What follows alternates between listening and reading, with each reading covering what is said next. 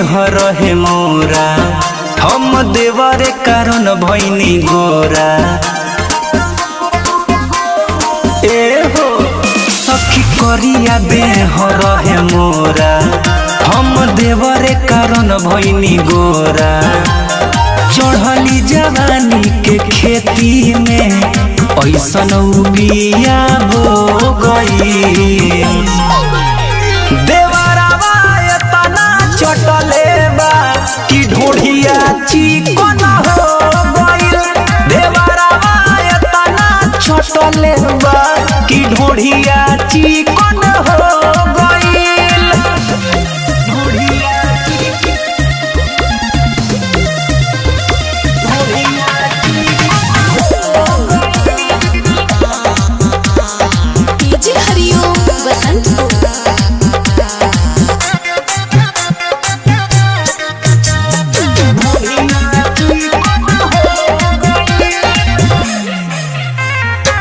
ये सखी सरफ साबुन पूरा देह में जरता रे। अब देवरे के चाटल फायदा हमारा करता। देवर अब भावता लगे हमारा आवता।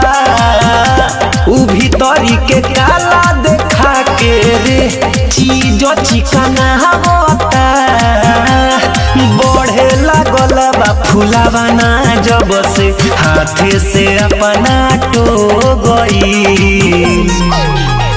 देवरावा एतना चटले बा कि ढोढ़िया चिकन हो गइल।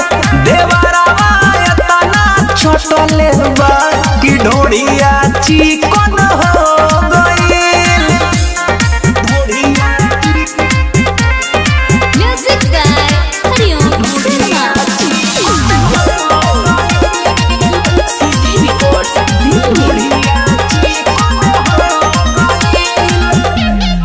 ए सखी सैया से देवरवे हमारो ठीक बा। दीही पवनवा के तो बरत ओकरा छीक बा। ई दोनों गोदामे बा अमितवे के नामे बा। देवर भाभी खुश बनी भातार के काका में बा। लाज लागत रहे जवाना ला पूरा उलझिया धो गई।